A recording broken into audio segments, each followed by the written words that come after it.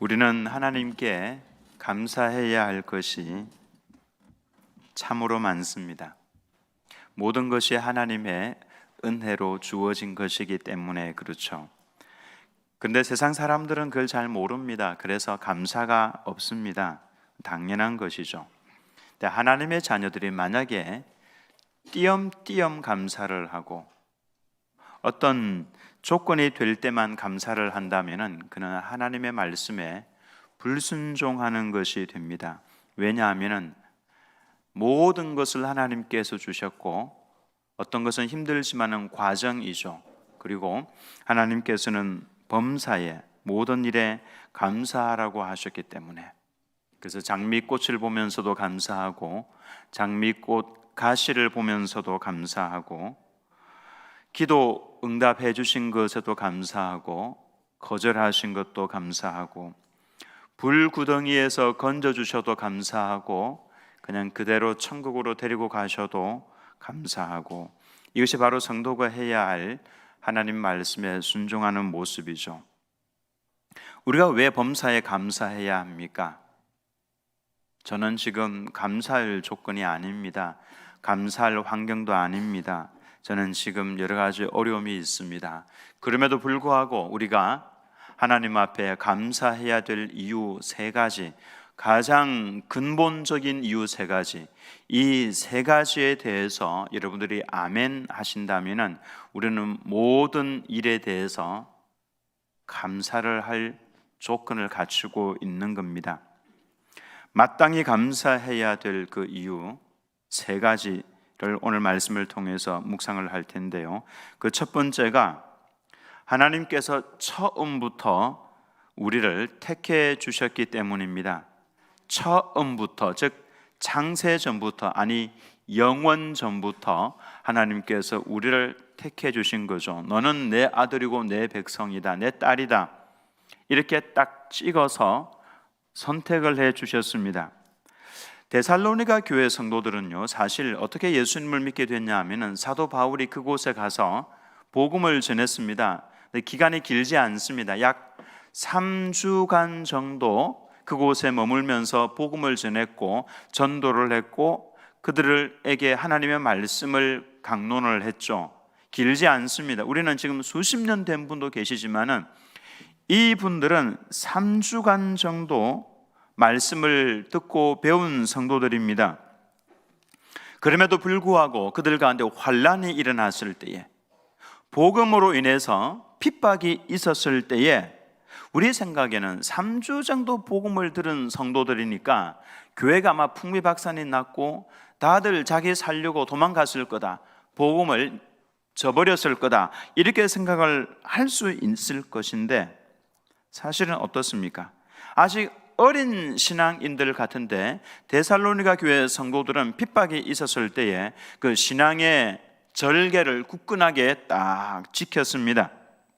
어떻게 이것이 가능했겠습니까? 그 이유는 이들은 하나님께서 처음부터 택하신 사람들이었기 때문에 그런 것입니다. 하나님의 말씀이 들려올 때 사람들의 반응은 다양합니다. 듣기 싫어합니다. 귀찮아합니다. 그리고 말씀을 듣는 성도들 중에서도 이건 우리 시어머니가 들어야 될 말씀, 내 남편이 들어야 될 말씀이고 이렇게 생각합니다.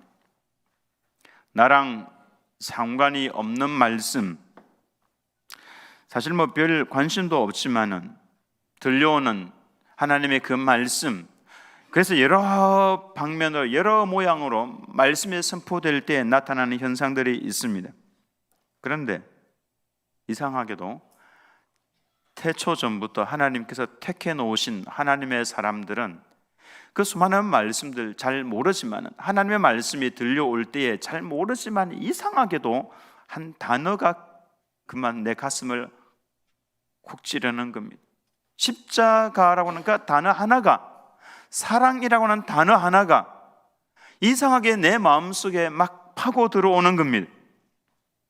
무슨 말씀인지는 잘 모르지만 문장 하나가, 목사님이 선포하는 그 말씀들 속에서 문장 하나가 갑자기 가슴을 푹 찌르면서 들어오는 겁니다. 애써 외면하면서 돌아가는데 자꾸만 기억이 나는 겁니다.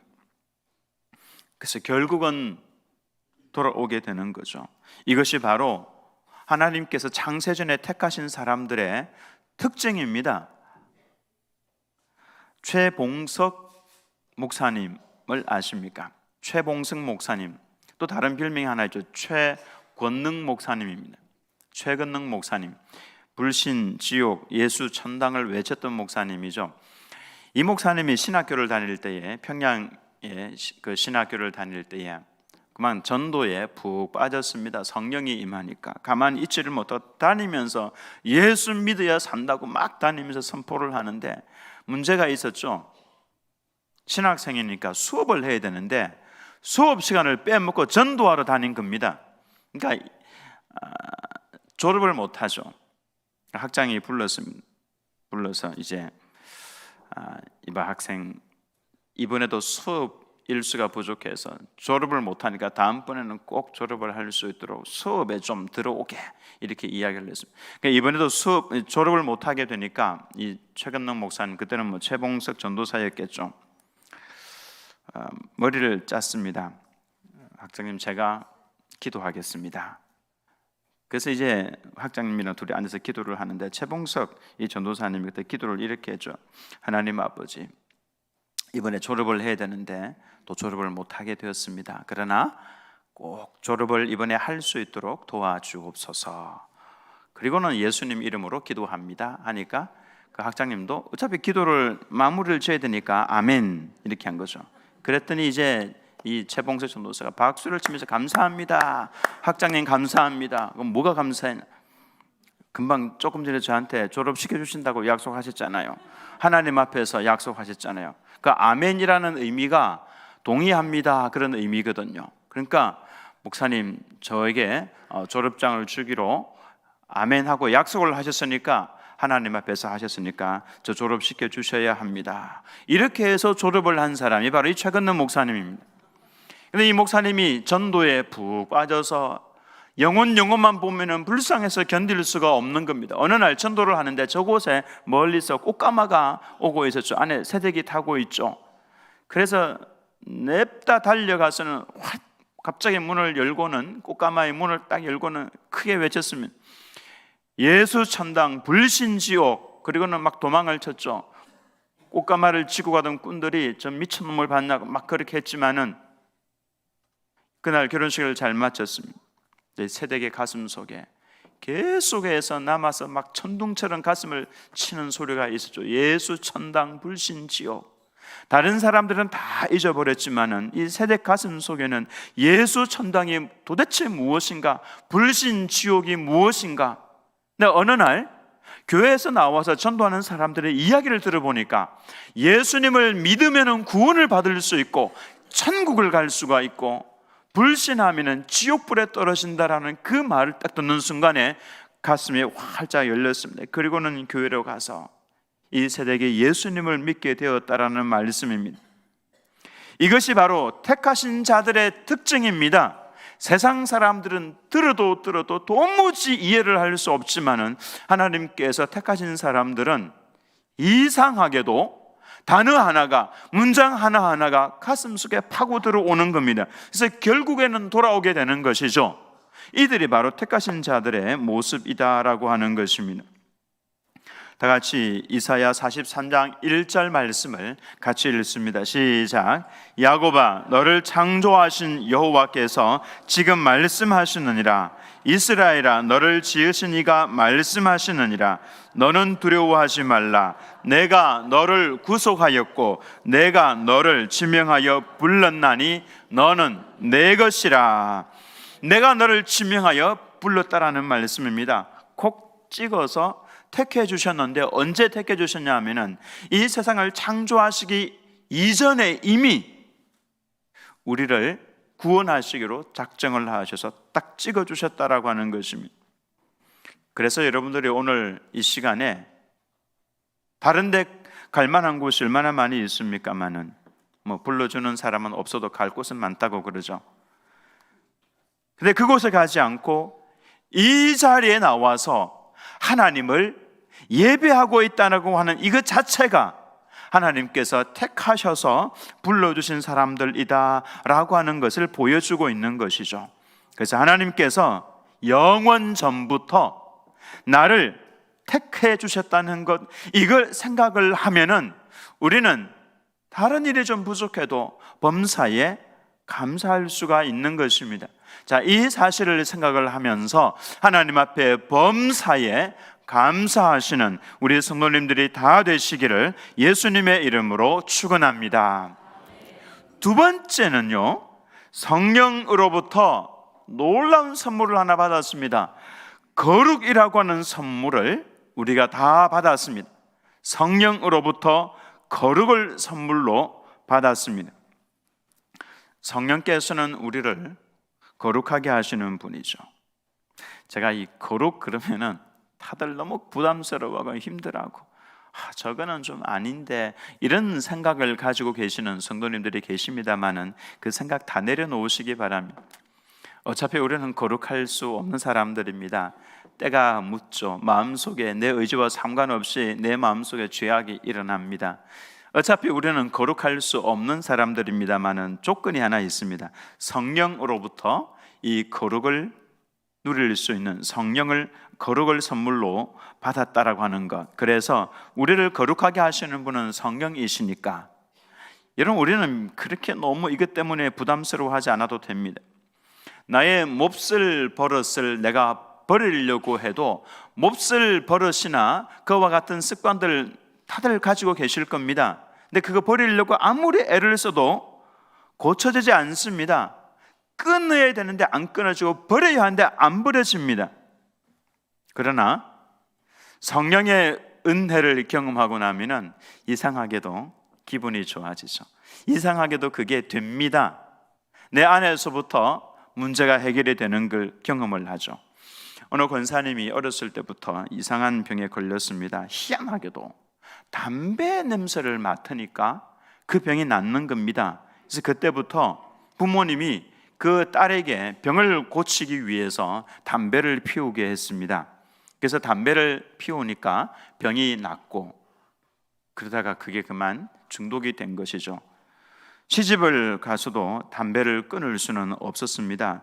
자초지종을 다 이야기를 하니까 시부모님도 그 사정을 듣고 그래, 그럼 우리 자부가 담배를 피우도록 허락을 해주마. 그래서 시댁에서도 담배를 이 모양도 내지 말라고 그랬죠. 담배를 뻐끔뻐끔 피우는 겁니다.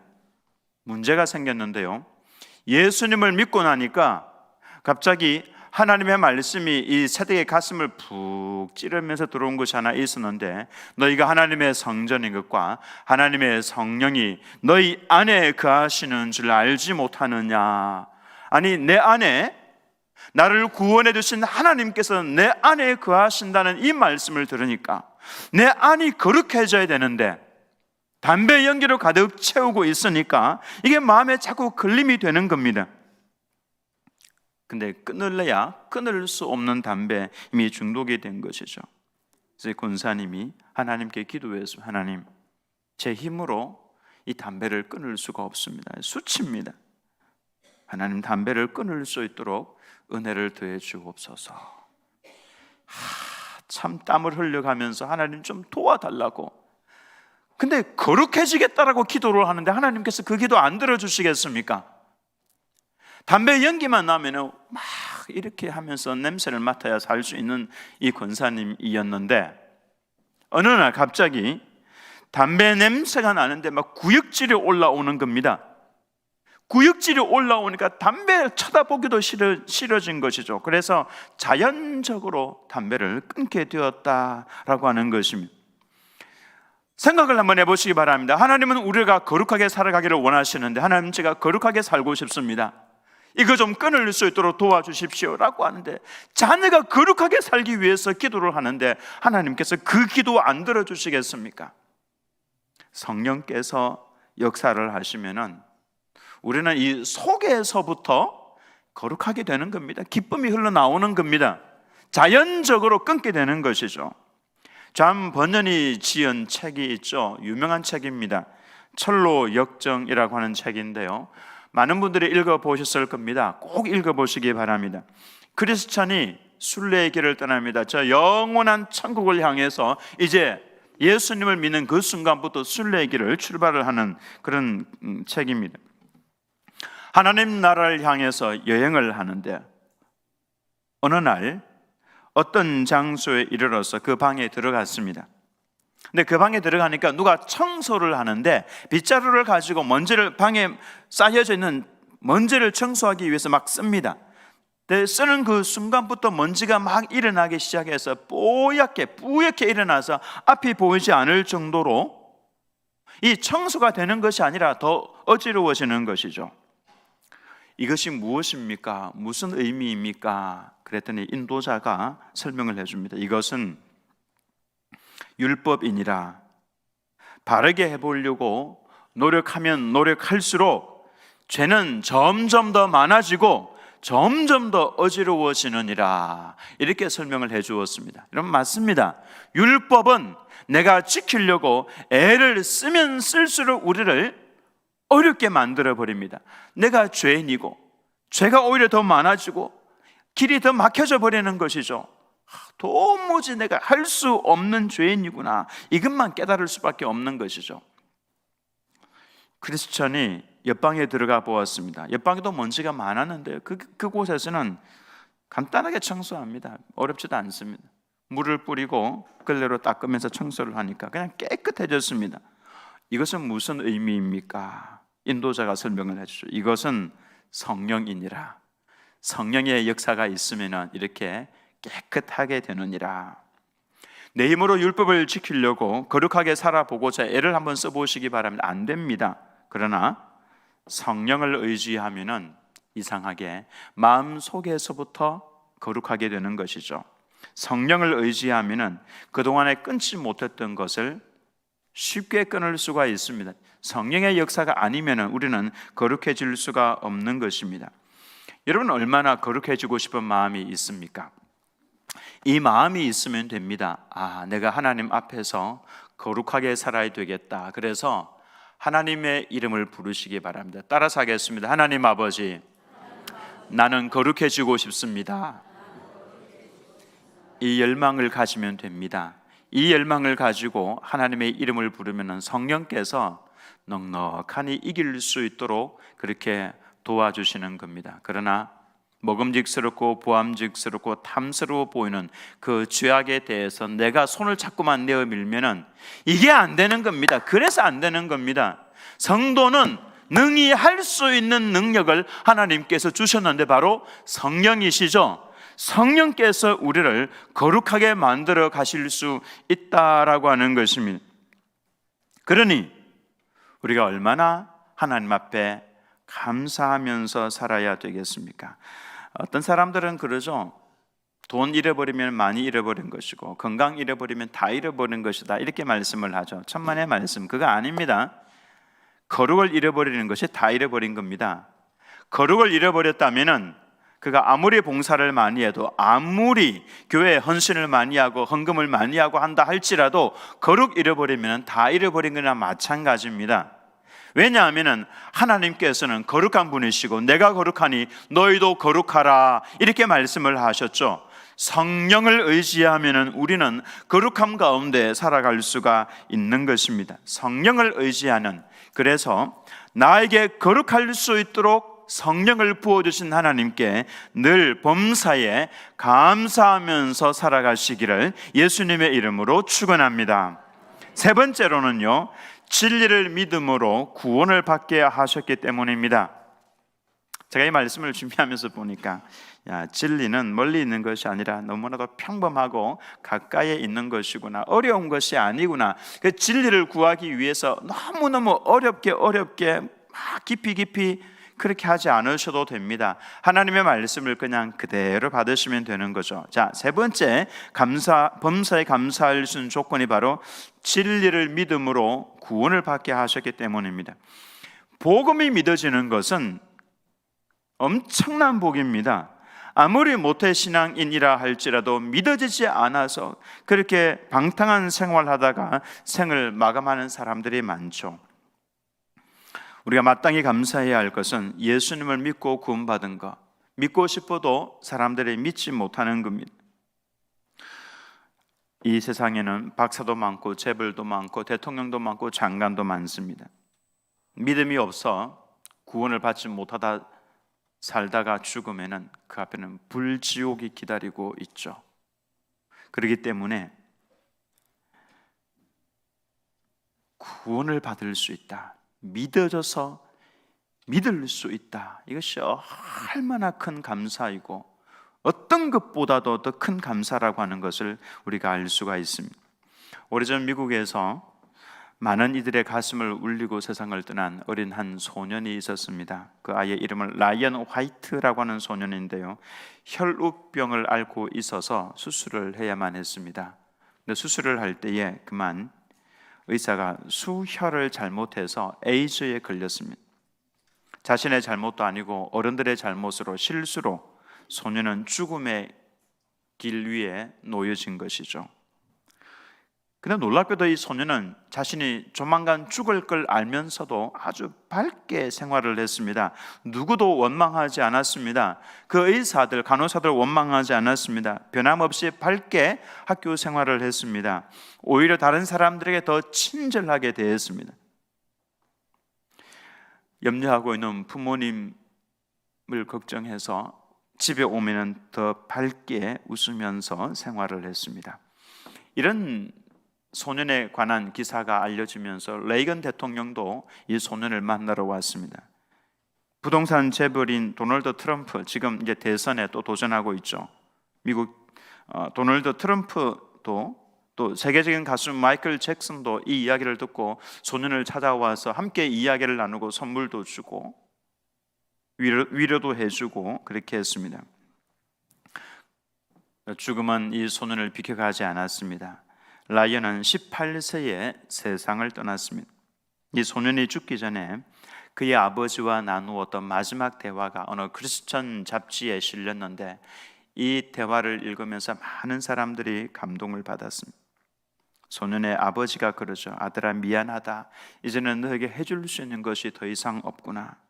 이 아빠가 아무것도 해줄 수 없는 것 용서를 구한다, 용서를 빈다라고 이야기를 했습니다. 아들이 아빠의 손을 꼭 잡으면서 그러면서 잔잔한 웃음을 지으면서 아빠에게 말합니다. 아빠, 저는 지금까지 수많은 선물을 받았습니다만 아빠가 저에게 준 선물만큼 큰 것은 없었습니다. 아빠는 저에게 죽어서도 천국 갈 수 있는 티켓을 쥐어주셨죠. 예수님을 저에게 소개를 해주셨습니다. 저는 아빠 때문에 교회를 나가게 되었고 아빠 때문에 예수님을 믿고 구원을 받았습니다. 그래서 저는 아빠에게 너무나도 감사하고 있습니다. 그렇게 이야기를 했습니다.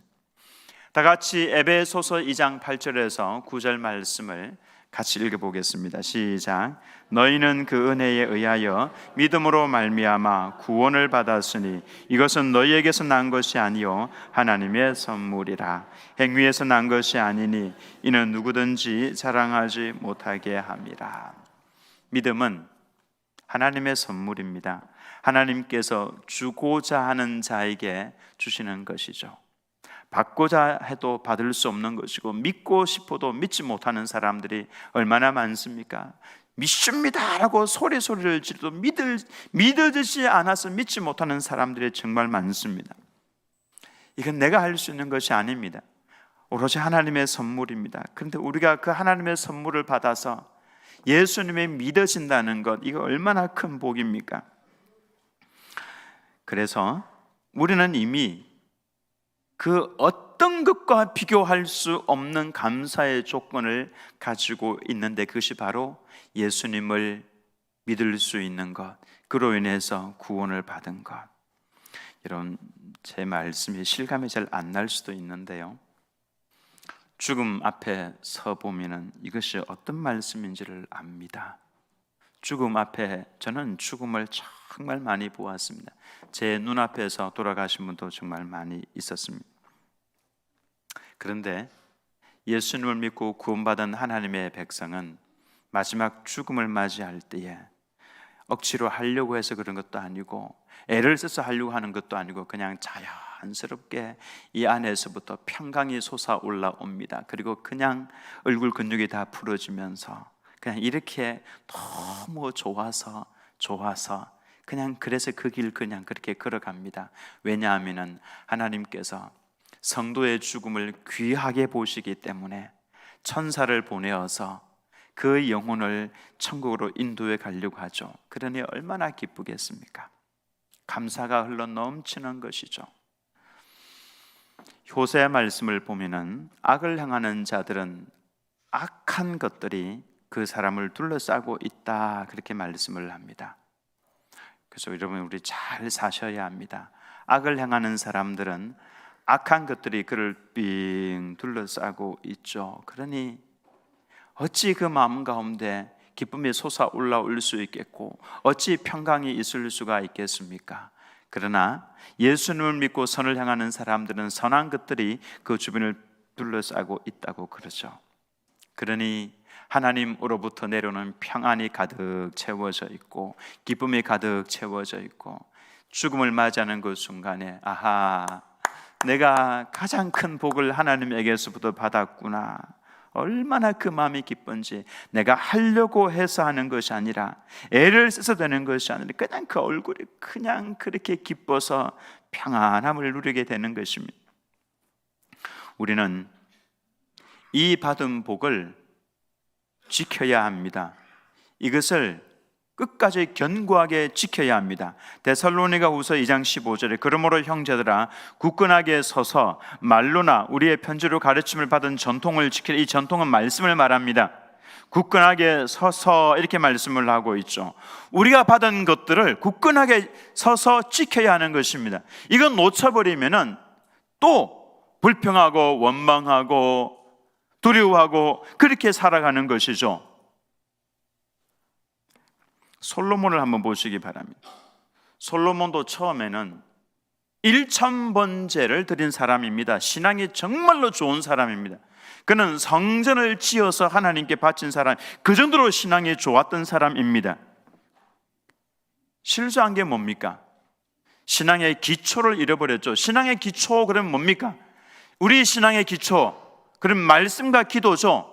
하나님의 말씀을 가까이 하고 기도 생활을 늘 하는 것. 만약에 솔로몬이 그의 아버지 다윗처럼 늘 기도하였더라, 늘 하나님의 말씀을 사모하였더라, 그랬더라면 그의 신앙은 무너지지 않았을 것입니다.